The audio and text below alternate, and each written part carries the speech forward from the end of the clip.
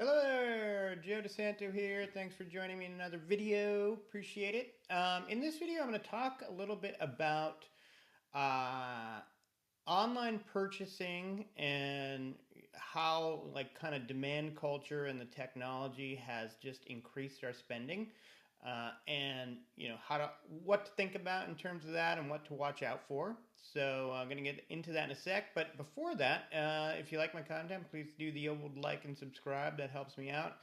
And also, I wanted to let you know if you follow my Quicken content and you want more advanced Quicken content, I have some paid tiers now on YouTube where you can get more Quicken content, deeper Quicken content, and also one tier where you can request I make a certain video for you. Pretty exciting. So check that out if you're interested. Okay, so these are my thoughts on, you know, technology and purchasing stuff and demand culture, it's been phrased to me at times. I would say in general this is a big issue.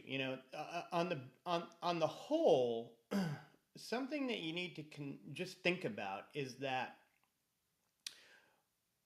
I mean, forever this has been the case, but brands and marketers and so on, they basically have think tanks devoted to how to trap you into buying stuff. It's called marketing and advertising and so on. I actually have a lot of experience with this because my previous company was a company that made television commercials, for large, multinational advertising agencies. So I understand what goes into brand messaging and marketing and participated in making it.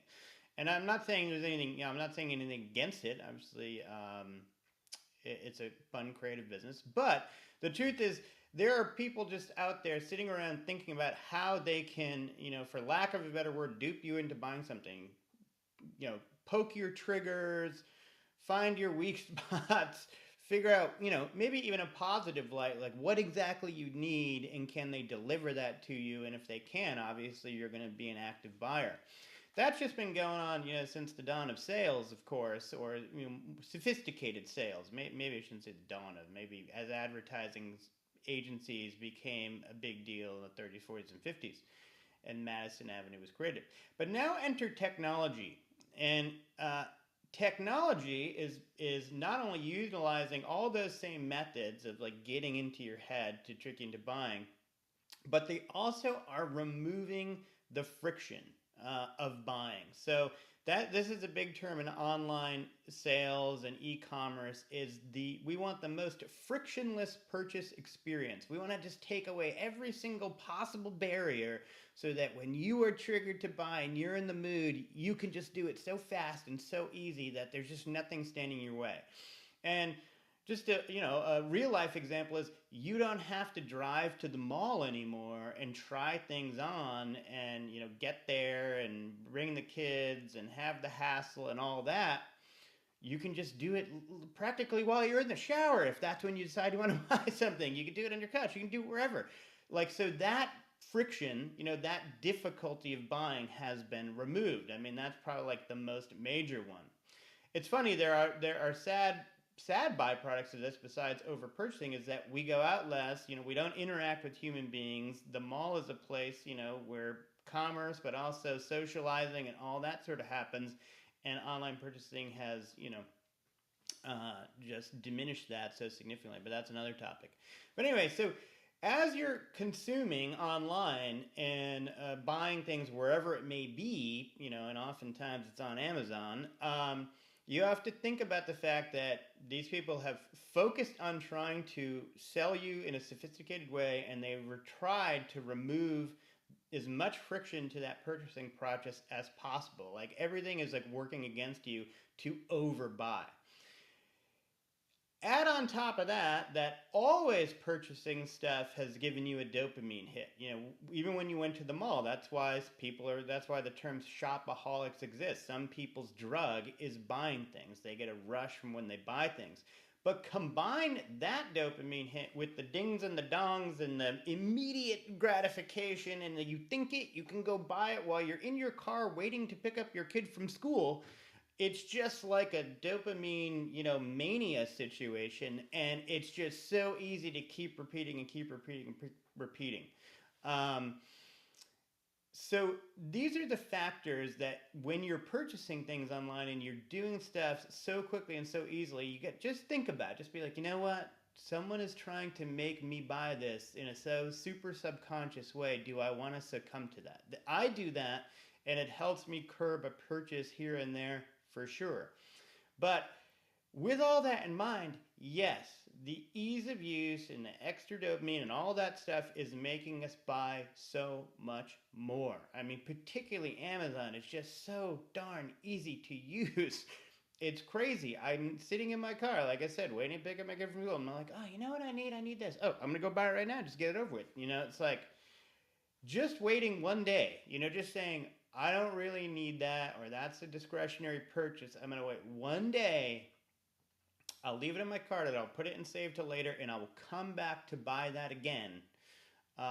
Will decrease the amount of things you buy that you don't really need. So obviously you can see my thoughts are you have to be careful. You have to be careful, and just, again, understanding what's happening around you and how the forces are working against you, to me, is a big motivator in terms of curbing the over purchasing, and essentially the addiction of online purchasing. Now, there are other things though that I have to say. The great convenience is a benefit. That I love Uber Eats. Like, it's so much easier to go to one place and to get takeout than have to go to each individual place or call them on the phone or whatever. So I don't discount the value of the convenience. There certainly is value in that, and I love it and I use it. But the convenience, or the the reduced friction, is part of the sales process for the retailer or the brand. So you have to consider that. So again, a couple of techniques, put it in your cart, come back to it the next day. I also do a comparison shopping if and when I can. Like, it's easy to go to Amazon and think you're getting the best price. You're not. Whatever you're buying, particularly if it's a large ticket item, go onto Walmart.com at least and see what they're charging for it there. Where you buy stuff is important. Groceries is the perfect example. You go to Whole Foods, and you kind of get the the new age and the healthy sort of branding and marketing there. You pay significantly more for the groceries there. If you go to Walmart and buy groceries, you can get tons of organic stuff, significantly cheaper. They also deliver, and so on. So comparison shopping is another, big thing. And not only does it, add in that friction, it adds in that extra time for you to think about, do I really need this? But it also helps you perhaps get a better price. Otherwise, I would say, if you really want something that's discretionary, go to the mall, go to a store, like, get in your car, get out of your house, take your kid out, like, go interact with somebody, like, actually utilize those services. When they're gone, we are going to miss them. It's why a lot of, I think, small town main streets are kind of having such a resurgence in the last decade or two, because we need places to go. Like, we need places to go have fun. I think with small town main streets, they've become the modern day food court to a degree, and that's awesome.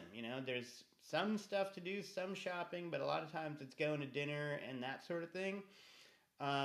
But and we want multiple retailers. We don't want just Amazon, because then we have monopoly and we don't have the price competition. So if you go into a physical store, like I go buy sporting goods at Dick's, I go buy anything that I can for the house at Home Depot. I mean, these are all big box stores. I know that we're not helping the little guy here, but we're literally at the point of, like, we're going to end up with one store, Amazon. If we don't stop just buying everything there. Or at least, that's my perspective from in my house, because we use it so much. It's crazy. Anyway, that's my soapbox. I hope adding a little friction into your purchasing process helps you save some money. Pay attention. Do your bookkeeping. I'll see you in the next one.